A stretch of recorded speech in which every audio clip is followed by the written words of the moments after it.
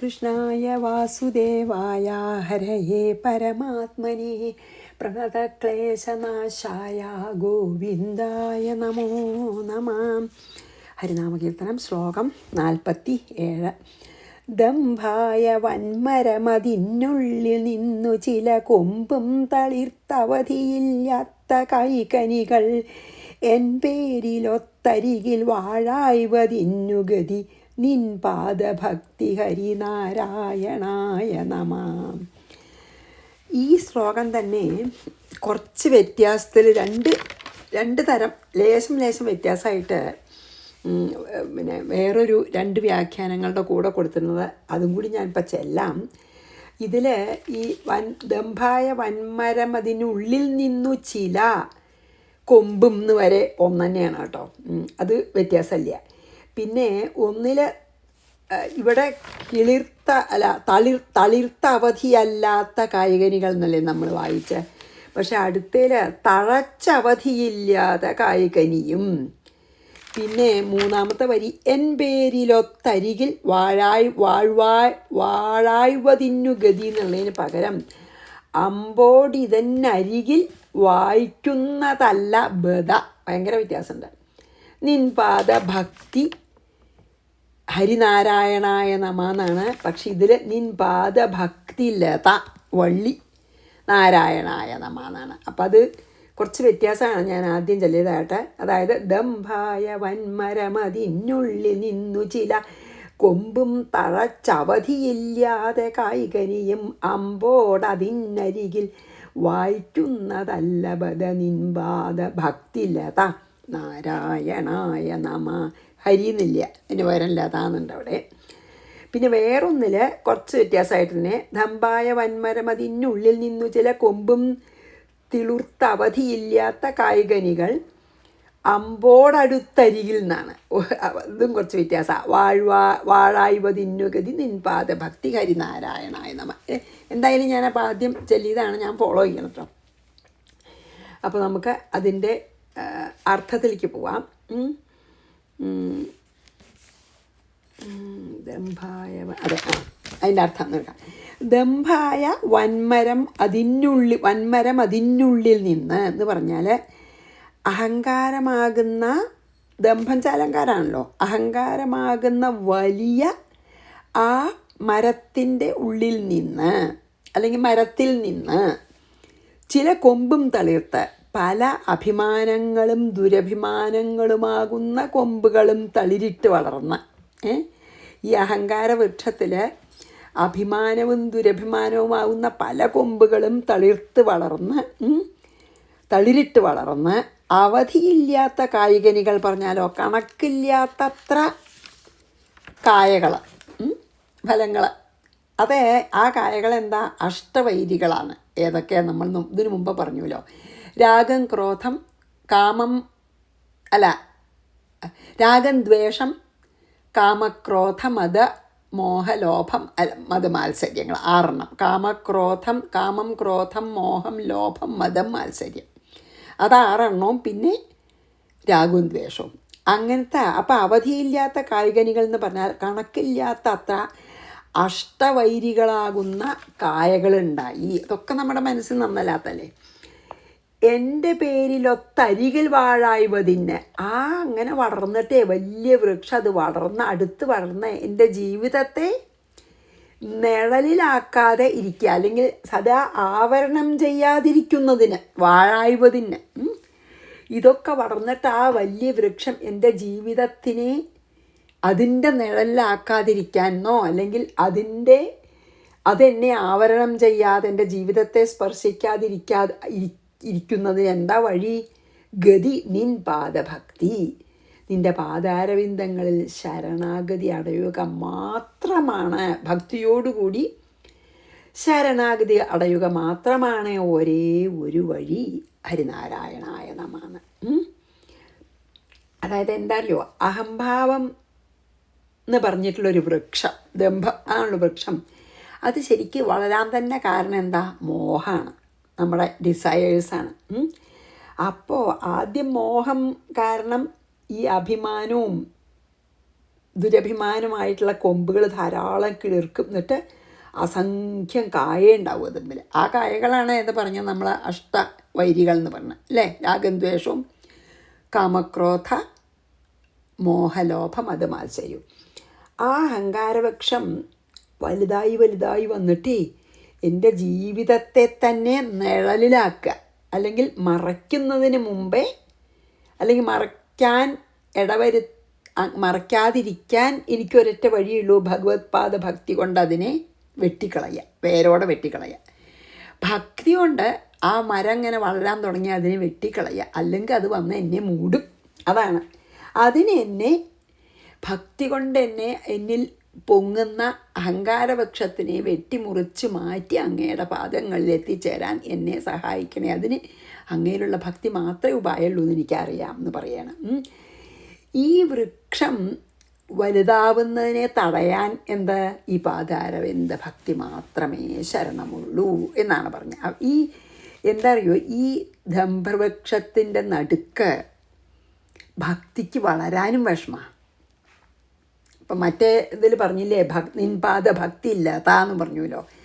അങ്ങനെ നോക്കുകയാണെന്ന് വെച്ചാൽ, ശരിക്കും പറയാച്ചാൽ വലിയൊരു വൃക്ഷത്തിൻ്റെ തണലിൽ ഈ ചെറിയൊരു ഭക്തിയാകുന്ന വള്ളിക്ക് പിന്നെ നല്ലോണം വളരാൻ വിഷമാണ്, വെയിലൊന്നും കിട്ടാതെ. അപ്പോൾ അതിനിടവരുത്തരുതേ നാരായണായ നമാണ്. അതായത് എന്താ പറയണത്, ശരിക്കും ഇതിൻ്റെ അർത്ഥം വെച്ചാൽ അഹങ്കാരം വിട്ടു പോയാലേ നമുക്ക് ബ്രഹ്മാനുഭവം ഉണ്ടാവുള്ളൂ.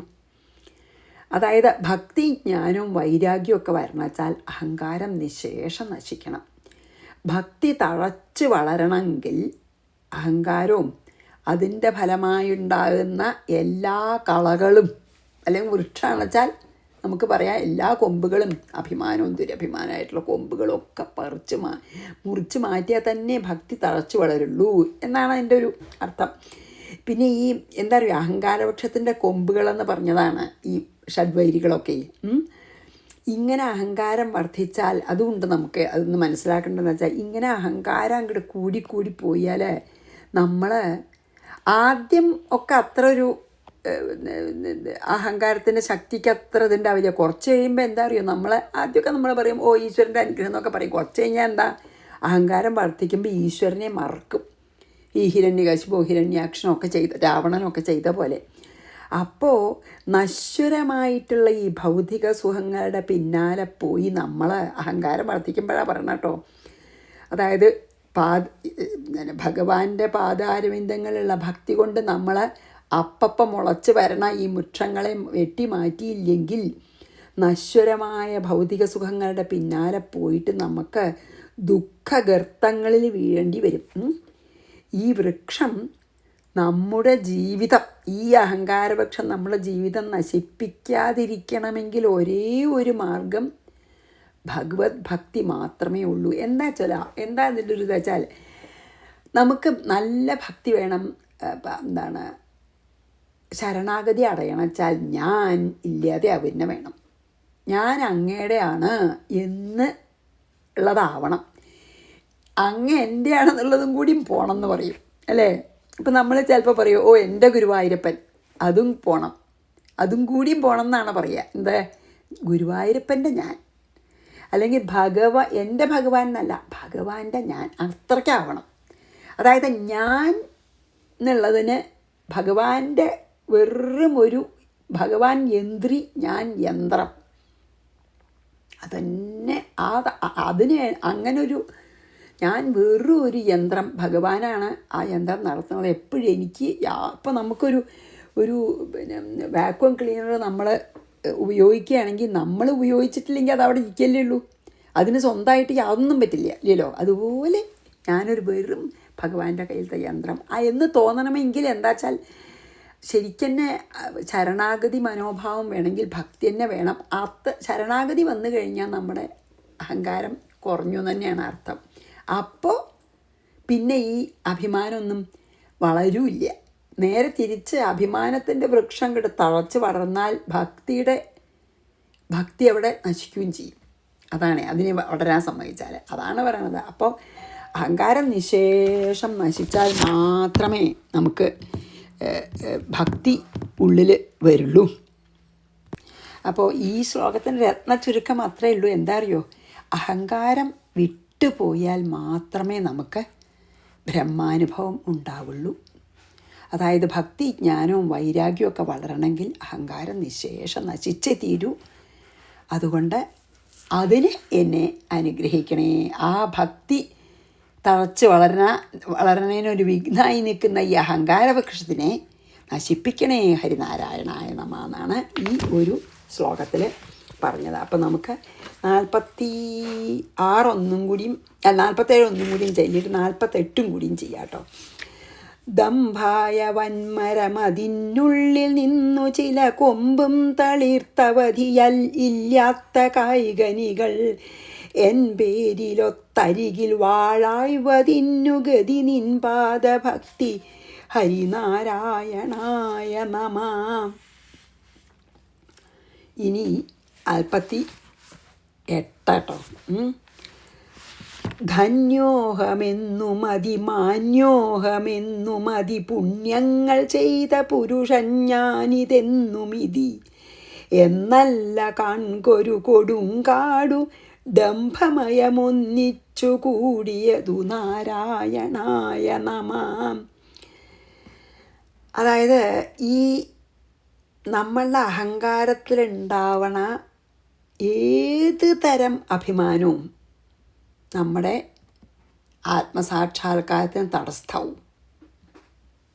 അതാണ് പറഞ്ഞത്. അതായത് ബ്രഹ്മാനുഭവം, ആത്മസാക്ഷാത്കാരം വെച്ചാൽ ബ്രഹ്മാനുഭവം. അതിന് എന്ത് തരത്തിലുള്ള അഭിമാനമാണെങ്കിലും നമുക്ക് ചിലപ്പോൾ അത്ര സാരില്ല തോന്നണ ചെറിയ അഭിമാനങ്ങൾ പോലും പാടില്ല എന്നാണ്. അതായത് ഇപ്പം ഞാൻ പറഞ്ഞില്ലേ കഴിഞ്ഞാൽ എൻ്റെ ഗുരുവായൂരപ്പൻ, അത് ആരാണ് പറഞ്ഞത്, ഞാൻ എവിടെയോ വായിച്ചത്, എന്താണ് എനിക്ക് എൻ്റെ ഓർമ്മ ഒരു പക്ഷേ സിദ്ധിനാഥൻ സ്വാമിയുടെ ഇതിലാവും വായിച്ചത്. അതായത് എൻ്റെ ഗുരുവായൂരപ്പൻ എന്നുള്ളത് വിട്ടത് ഗുരുവായൂരപ്പൻ ഞാൻ ഇന്ന് പറയണം എന്നൊക്കെ വായിച്ചത്. പക്ഷെ അത്രയ്ക്ക് ഇതാവണം. അപ്പോൾ അതാണ് ഇപ്പോൾ ഇതിൽ പറയണത് കേട്ടോ. ധന്യോഹ, അതായത് നമുക്കതിൻ്റെ അർത്ഥം നോക്കുമ്പോൾ ശരിക്കും തന്നെ ഇതാവും. ധന്യോഹം മീൻസ് ഞാൻ വളരെ ധന്യനാണ്. അത് ശരിക്കും ആദ്യം പറയണത് നന്നായിട്ടാണ്. ഞാൻ എനിക്ക് ഭഗവാന്റെ അനുഗ്രഹം കൊണ്ടാണ് എന്നും വളരെ വിനയത്തോടു കൂടിയൊക്കെയാണ്. എന്നാലും ഞാൻ ധന്യനാണെന്ന് വിചാരമുണ്ട്. പിന്നെയോ ധന്യോഹം, പിന്നെയോ അതിമാന്യോഹം. അത് കഴിഞ്ഞാൽ എന്തായി, ഞാൻ ധന്യനാണെന്ന് പറഞ്ഞാൽ സാരില്ല, പോട്ടെ. ഐ ആം വെരി ബ്ലെസ്സഡ് എന്ന് പറഞ്ഞാൽ പോട്ടെ. ഐശ്വര്യമയനാണെന്ന്, അതായത് അഹം അതിമാന്യ എന്നും, വളരെ മാന്യനാണ് ഞാൻ വളരെ ധന്യനാണ്, അല്ലെങ്കിൽ എനിക്ക് ഭഗവാന്റെ അനുഗ്രഹം കൊണ്ട് ഐശ്വര്യങ്ങളൊക്കെ ഉണ്ട്, അത് പോട്ടെ. അതിലും കൂടായി അഹം അതിമാന്യ, ഞാൻ അതിമാന്യോഹം, ഞാൻ ഭയങ്കര മാന്യനാണ്. പിന്നെയോ ഞാൻ അതിപുണ്യങ്ങൾ ചെയ്ത പുരുഷൻ, ഞാൻ ഒരുപാട് പുണ്യകർമ്മങ്ങളൊക്കെ ചെയ്ത സുഹൃതിയാണ്. അപ്പോഴും അപ്പം നോക്കൂ, അവിടെയും അഹങ്കാരമുണ്ട്. നല്ല കാര്യങ്ങൾ ചെയ്തിട്ടാച്ചാലും എന്നല്ല ഇത് ദംഭമയം, ഒരു കൊടുങ്കാട്. അതായത് ഇങ്ങനെ വിവിധ തരത്തിലുള്ള പലതരം ദുരഭിമാനങ്ങളെ കൊണ്ട് എൻ്റെ മനസ്സ് അഹങ്കാരപൂർണമായിട്ടുള്ളൊരു വലിയ കൊടുങ്കാട് തന്നെയാണെന്ന്. അതിങ്ങനെ വർദ്ധിച്ച് കൊടുങ്കാടായി. ഒന്നിച്ചു കൂടിയതു കാണുക. അതായത് ഭക്തിയില്ലാത്ത അഹങ്കാരിയുടെ മനസ്സിൽ ഇതൊക്കെ തഴച്ച് വളർന്നൊരു കൊടുങ്കാടാവും. അങ്ങനെ ആക്കി തീർക്കരുതേ നാരായണായ നമഃ എന്നാണ് പറഞ്ഞത്. അതായത് എന്താ അറിയോ, ഇത് വളരെ എനിക്ക് ഇഷ്ടമായി. എന്താ വെച്ചാൽ ആദ്യം നമുക്ക് നല്ല വിചാരങ്ങളൊക്കെയാണ് കേട്ടോ, സദ്വിചാരങ്ങളാണ്. ഞാൻ നല്ല ധന്യനാണെന്ന് പറയണത് ഒട്ടും അഹങ്കാരത്തിൻ്റെ ഒരു ലേശം ഇല്ലാതെയൊക്കെയാണ്. അപ്പം ആദ്യം സദ്വിചാരങ്ങളും സൽക്കർമ്മങ്ങളും, അതായത് ഞാൻ വളരെ സുഹൃതം ചെയ്ത ആളാണ്, അപ്പം നല്ല സൽക്കർമ്മങ്ങളൊക്കെ ചെയ്യുന്നുണ്ട്. പക്ഷെ എന്താ അറിയുക, അതിൻ്റെ പിന്നിലത്തെ മനോഭാവമാണ് നമ്മളെ അഹങ്കരിപ്പിക്കണതേ. സൽക്കർമ്മം എന്ത് ചെയ്താലും കാര്യമില്ല, അതിൽ ഞാൻ ആ കർത്തൃത്വം ഭയങ്കരമായിട്ട് ഉണ്ടാവുമ്പോഴാണ് അഹങ്കാരം. അപ്പോൾ ആദ്യം സദ്വിചാരങ്ങളാണ്, സത്കർമ്മങ്ങളൊക്കെ ആണെങ്കിലും അതിൽ അഭിമാനിക്കാൻ തുടങ്ങിയാൽ അത് പതുക്കെ ദുരഭിമാനമായിട്ട് മാറും. അതിനാണ് നമ്മൾ അഹന്ത എന്നും പറയും, അഹന്തയായിട്ട് മാറും. അപ്പോൾ അതുവരെ ഉണ്ടായിരുന്ന, ആദ്യം തുടക്കത്തിൽ സദ്വിചാരങ്ങളും സൽക്കർമ്മങ്ങളൊക്കെ ചെയ്യുമ്പോൾ ഉണ്ടായിരുന്ന ഭക്തിയും ശരണാഗതി മനോഭാവവും ഇല്ലാണ്ടാവും. എപ്പോൾ ഈ ഇതിലൊക്കെ, ഈ നല്ല വിചാരങ്ങളിലും സൽക്കർമ്മങ്ങളിലൊക്കെ കർത്തൃത്വം ഇതായിട്ട് അഭിമാനിക്കാൻ തുടങ്ങിയാൽ അത് ദുരഭിമാനവും. അപ്പോൾ ഭക്തിയും ശരണാഗതിയൊക്കെ പതുക്കെ പതുക്കെ കുറയുകയും ചെയ്യും. അപ്പോൾ കൊടുങ്കാടാവും മനസ്സ്. അതാണ് പറയണത്. വെച്ചാൽ അത് നിറയപ്പോഴേ ഭക്തിക്കൊന്നും സ്ഥാനം ഇല്ലാണ്ടാവും. എല്ലാറ്റിനും കൂടി ഭക്തിയും ശരണാഗതി മനോഭാവവും മനസ്സ് നിറഞ്ഞിരിക്കുമ്പോൾ മറ്റതൊന്നും ഉണ്ടാവില്ല. മറ്റേത് നിറഞ്ഞിരുന്നാൽ ഭക്തിയും എല്ലാറ്റിനും കൂടി ഇരിക്കാൻ സ്ഥലമില്ല. മനസ്സിലായില്ലേ? മറ്റതൊന്നിനെ പുറം തള്ളും. അതുകൊണ്ടാണത് പറയണത്. അപ്പോൾ എല്ലാ കാര്യത്തിലും ഞാൻ പെർഫെക്റ്റാണ്, മാന്യത, ധന്യത, സുഹൃതം ഒക്കെ ഒത്തുകൂടിയിട്ടുള്ളൊരു മഹാനാണ് ഞാൻ, ഐശ്വര്യവാനാണ് ഞാൻ എന്നീ ഭാവങ്ങൾ കൊണ്ട് നിറഞ്ഞതാണ് ഏത് ഭക്തി. അഹങ്കരിക്കണ ഒരു മനുഷ്യൻ്റെ മനസ്സ്, അവിടെ ഭക്തിക്ക് സ്ഥാനമേ ഇല്ല. ഇങ്ങനെയാണ് വിചാരിക്കണത്, ഞാൻ എല്ലാ കാര്യത്തിലും പെർഫെക്റ്റാണ്, ഞാൻ മാന്യനാണ്, ധന്യനാണ്, ഞാൻ മാന്യതയും ധന്യതവും സുഹൃതവും ഒക്കെ ഒത്തുകൂടിയൊരു മഹാനാണ് ഞാൻ. അതുകൊണ്ട് ഇതുകൊണ്ട് നിറഞ്ഞിടക്കുകയാണ് മനസ്സ്. അപ്പോൾ ഭക്തി ഇല്ലാത്ത മനുഷ്യൻ തന്നെ പറയണം, ഒരു ഭക്തി ഇല്ലാത്ത മനുഷ്യൻ്റെ മനസ്സ് ഇതുകൊണ്ട് നിറഞ്ഞു. അല്ലെങ്കിൽ ഇങ്ങനെ മനസ്സ് നിറഞ്ഞ ആൾക്ക് ഭക്തി ഉണ്ടാവില്ല. അത്തരം എന്താ പറയണ എഴുത്തച്ഛൻ വെച്ചാൽ, അത്തരം ആസുരി ഗുണങ്ങളെ എന്നിൽ ഒരു കാട് പോലെ തഴച്ച് വളരാതിരിക്കാൻ എന്നെ അനുഗ്രഹിക്കണേ ഹരിനാരായണ നമ. അല്ലെങ്കിൽ ഞാൻ ഈ ഭൗതിക സുഖങ്ങളുടെ കൂടെ പോയിട്ടും അഹങ്കാരം കൊണ്ട് ഞാൻ മോഹഗർത്തത്തിൽ വീണ് നശിക്കും. ഇപ്പം ഇന്നുള്ളത് പോരാ, എനിക്ക് അയലക്കാക്കേമനാവണം, ഞാനാവണം ഏറ്റവും നല്ലത്. ഇങ്ങനെ തുടങ്ങിയാൽ പിന്നെ ദുഃഖമാണ്. ദുഃഖം പര്യവസായി ആവുമോ ജീവിതം നമുക്ക് ചോദ്യം തന്നെ ഇല്ല. കാരണം അങ്ങനെ പറ്റില്ലല്ലോ. അപ്പം ആ ഞാനാണ് എല്ലാറ്റിലും കേമൻ എന്നുള്ളത് ആദ്യം ശരിക്കും പറയാച്ചാൽ വളരെ ഒരു പാപമൊന്നും ഇല്ലാതെ സദ്വിചാരങ്ങളായിട്ട് തുടങ്ങിയതാ. പിന്നെ സുഹൃതം കൊണ്ട് ഞാൻ ഈ കർമ്മം എനിക്ക് ചെയ്യാൻ സാധിച്ചു എന്ന് പറയണതൊക്കെ ആദ്യം അങ്ങനെയാണ്. പക്ഷേ അതിങ്ങനെ അതിൽ അഭിമാനിക്കാൻ പതുക്കെ പതുക്കെ അപ്പം എല്ലാവരും പുകഴ്ത്തുമൊക്കെ ചെയ്യും. അങ്ങനെയൊക്കെ അല്ലേ? അത് അങ്ങനെയാണല്ലോ, എല്ലാവരും പറയുമോ അങ്ങ് ഇതൊക്കെ ചെയ്തു കേമനാണ്. അപ്പം അവനൊന്ന് എവിടെ നിൽക്കണം നിശ്ചയില്ലേണ്ട ദേവി. അപ്പോഴാണ് ഈ അഭിമാനം പൊന്താൻ തുടങ്ങണം. അങ്ങനെ അഭിമാനം പൊന്താൻ തുടങ്ങിയാൽ അത് ദുരഭിമാനമാവും. പിന്നെ അവനവനറിയാതെ തന്നെ അപ്പം ഭയങ്കര അഹന്താവൃക്ഷങ്ങളെ കൊണ്ട് നിറയും, അഹങ്കാരവൃക്ഷങ്ങളെ കൊണ്ട്. അതായത് മുമ്പത്തെ ശ്ലോകത്തിൽ വൃക്ഷം എന്നേ പറഞ്ഞുള്ളൂ, ഇതിൽ കൊടുങ്കാട് തന്നെയാണെന്നാണ് പറയണത് അല്ലേ? ഒരു വൃക്ഷമല്ല, നിറച്ച് ധാരാളം കൊമ്പുകളും പഴങ്ങളുള്ള വൃക്ഷം എന്നല്ല ഇതിൽ പറയണത്. ഒരു കൊടുങ്കാടായി തീരുന്നു എൻ്റെ മനസ്സാണ്. എന്നിട്ട് വേറൊരു വേർഷൻ്റെ അതിൽ ഡംഭമയം എന്നുള്ളതിന് ദന്തിമയം എന്നാണ്. കുറച്ച് വ്യത്യാസം അത്രയേ ഉള്ളൂ കേട്ടോ. ദംഭമയം, ദന്തിമയം. ദന്തി പറഞ്ഞ ആനയാണ്. അപ്പോൾ ആ കാട്ടിൽ ആനകളൊക്കെ വിഹരിക്കേണ്ട, ദുഷ്ടമൃഗങ്ങളൊക്കെ വിഹരിക്കേണ്ട എന്നുള്ള നിലയ്ക്ക്. കൊടുങ്കാടുണ്ടെങ്കിൽ പറയാതെ തന്നെ അറിയാം നമുക്ക്. ദുഷ്ടമൃഗങ്ങളും നല്ല മൃഗങ്ങളും ഒക്കെ ഉണ്ടാവുമല്ലോ കൊടുങ്കാട്ടിൽ. അപ്പോൾ ഇപ്പം ഈ ഒരു ശ്ലോകത്തിൽ പറഞ്ഞത് വൃക്ഷം എന്നല്ലല്ലോ, കൊടുങ്കാടല്ലേ. അപ്പോൾ അവിടെ ദന്തിമയം എന്ന് പറഞ്ഞു. വേറൊരു വേർഷൻ ഉണ്ട് അതിൽ കേട്ടോ. അതായത് ആനകളൊക്കെ കളിക്കണു. അപ്പം മനസ്സിനെ ഒരു കൊടുങ്കാടായിട്ട് സങ്കല്പിക്കുകയാണെന്ന് വെച്ചാൽ അതിൽ ദുഷ്ടമൃഗങ്ങളൊക്കെ ഉണ്ടാവും. അപ്പോൾ ശിവാനന്ദ ലഹരിയിൽ 100 ശ്ലോകറ്റുണ്ടല്ലോ, അതിൽ ശങ്കരാചാര്യർ ഇതന്നെ നല്ലതാണ് ശരിയായിട്ട് ഒരു ശ്ലോകത്തിൽ പറഞ്ഞത്. എന്താ അറിയോ? മാ ഗച്ഛ ത്വമിത, എന്തൊരു സസ്സലൊരു ശ്ലോകം അത്. മാ ഗച്ഛ ത്വമിതസ്തോ ഗിരീശ ഭോ മയ്യേവ വാസം കുരു സ്വാമിന്നാദികിരാതമാമകമന കാന്താരസീമാന്തരേ വർത്തന്തേ ബഹുശോ മൃഗാ മദജുഷോ മാത്സര്യ മോഹാദയസ്താൻ ഹത്വാ മൃഗയാ വിനോദരുചിതാലാഭം ച സംപ്രാപ്സ്യസി. അതായത് ഡോക്ടർ PC ബാലകൃഷ്ണൻ്റെ വ്യാഖ്യാനത്തിലാണത്, ബാലകൃഷ്ണൻ നായർ സാറിൻ്റെ അല്ല കേട്ടോ. അപ്പോൾ ഈ ഒരു ശ്ലോകം പിന്നെ ഞാൻ ശിവാനന്ദലഹരി നോക്കിയപ്പോൾ അതിലുണ്ട്. അതായത് ശിവാനന്ദലഹരിയിൽ നല്ല ശ്ലോകം. അതെന്താ പറയണ വെച്ചാൽ, ഹേ ശിവനോട് പറയാണ്, ഹേ പ്രഭോ, അങ്ങ് കിരാതനാണല്ലോ, അങ്ങ് കിരാതനാവുകൊണ്ട് അങ്ങക്ക് വേട്ടയാടാൻ അവിടെ കിരാതൻ വേട്ടയാടുന്ന സ്വഭാവമല്ലേ, അപ്പോൾ വേട്ടയാടാൻ ഇഷ്ടമാണല്ലോ. അപ്പോൾ അങ്ങ് വേട്ടയാടാൻ എല്ലാ ദിക്കിലും അരങ്ങി തിരിഞ്ഞ് നടക്കുന്നുണ്ടാവും. ഇനി അങ്ങനെ നടക്കണ്ട. മൃഗങ്ങളെ വേട്ടയാടാനുള്ള ആ നായാട്ടിന് പോകാനുള്ള മോഹത്തിന് വേറെ എവിടെയും പോകണ്ട. എന്താ അറിയോ, എൻ്റെ ഹൃദയത്തിൽ വന്നോളൂ. അവിടെ നിറച്ച് വലിയൊരു കൊടുങ്കാടനുണ്ട്. അവിടെ ധാരാളം ദുഷ്ടമൃഗങ്ങളുമുണ്ട്. എൻ്റെ ഉള്ളിലത്തെ ദുഷ്ടമൃഗങ്ങൾ ഏതാണ്? കാമക്രോധാദി ഷഡ്വൈരികളും രാഗവും ദ്വേഷവും. ആ ദുഷ്ടമൃഗങ്ങളൊക്കെ ഇഷ്ടം പോലെ എൻ്റെ മനസ്സാകുന്ന കാട്ടിലുണ്ട്. വേറെ എവിടെ അങ്ങ് ദുഷ്ടമൃഗങ്ങളെ അന്വേഷിച്ച് പോകണ്ട. ഹേ ശിവ ഭഗവാനെ, എൻ്റെ മനസ്സിലേക്ക് വരൂ. എന്നിട്ട് അങ്ങക്ക് വേട്ടയാടൻ ആ മൃഗയാ വിനോദം എന്നൊക്കെ പറയില്ലേ, ആ വേട്ടയാടുന്ന വിനോദം അങ്ങക്ക് നല്ലോണം ആസ്വദിക്കാം. അതേസമയം എൻ്റെ ഈ ദുഷ്ടമൃഗങ്ങളൊക്കെ എൻ്റെ മനസ്സിൽ നിന്ന് പോവുകയും ചെയ്യുമല്ലോ.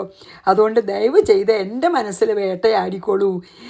അങ്ങയ്ക്കും സുഖമായി, അതായത് നായാട്ടിനുള്ള വിനോദം ആസ്വദിക്കാം, എനിക്കും സുഖമായി. എന്താ വെച്ചാൽ ദുഷ്ടമൃഗങ്ങളൊക്കെ നശിച്ചതിന് സുഖം എനിക്കും ലഭിക്കുമല്ലോ എന്ന് പറഞ്ഞിട്ട് നല്ലൊരു ശ്ലോകം ഉണ്ട് കേട്ടോ.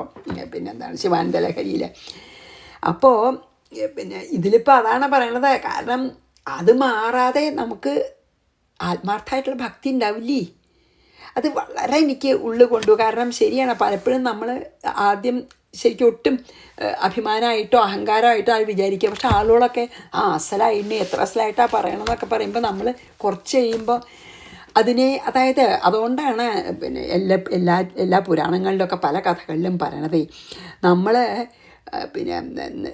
പ്രശംസയും നിന്ദയും രണ്ടും ഒരുപോലെ തള്ളിക്കളയണമെന്ന് പറയും. നിന്ദിച്ചാലും അതാണല്ലോ ഒരു ദ്വന്ദ്വാണല്ലോ. അപ്പോൾ ദ്വന്ദ്വാതീതനായി നിൽക്കണം വെച്ചാൽ വല്ലവരും പ്രശംസിച്ചാൽ മുകളിലേക്ക് കയറും പാടില്ല, നിന്ദിച്ചാൽ താഴത്തേക്ക് പോവും പാടില്ല. കാരണം ഒന്നും ഞാൻ യന്ത്രമാണ്, ഭഗവാൻ യന്ത്രിയാണെന്ന് വെച്ചാൽ ഭഗവാൻ നടത്തണ പോലെയല്ലേ എനിക്ക് നടത്താൻ പറ്റുള്ളൂ. അപ്പോൾ എനിക്ക് നന്നായാലും ക്രെഡിറ്റ് ഇല്ല, ചീത്തയായാലും. ഇപ്പം ഞാൻ പറയാം, ഒരു ചൂലെന്ന് എടുത്തോളൂ. ചൂല് നമ്മളെടുത്ത് ഇങ്ങനെ അടിക്കുകയാണെങ്കിൽ നന്നായി അടിച്ചൂരിയിട്ടില്ലെങ്കിലും അസലായിട്ട് അടിച്ചൂരി പൊടിയൊക്കെ പോയാലും ചൂലിന് കുറ്റമൊന്നുമില്ലല്ലോ. ആരാ ചെയ്ത വെച്ചാൽ ആൾക്കല്ലേ. അതുപോലെ നമ്മൾ വെറും ഭഗവാന്റെ കയ്യിലൊരു യന്ത്രമാണെന്നോ അല്ലെങ്കിൽ ഒരു പാവയാണെന്ന് വിചാരിച്ചാൽ പിന്നെ നമുക്ക് പ്രശംസയും നിന്ദയും ഒന്നും നമ്മളെ ബാധിക്കില്ല. കാരണം ഭഗവാൻ പറയണ പോലെ ഞാൻ ഭഗവാന്റെ കയ്യിൽ വെറും ഒരു പാവയാണ്. നന്നായിച്ചാലും ക്രെഡിറ്റ് ഭഗവാന്, ചീത്തയായിച്ചാലും ഭഗവാന്റെ ഇഷ്ടം. അത്രയല്ലേ ഉള്ളൂ. അതാണ് അങ്ങനെ. അതെനിക്ക് വളരെ ഇഷ്ടമായി. കാരണം വളരെ എളുപ്പമാണ് നമുക്ക്.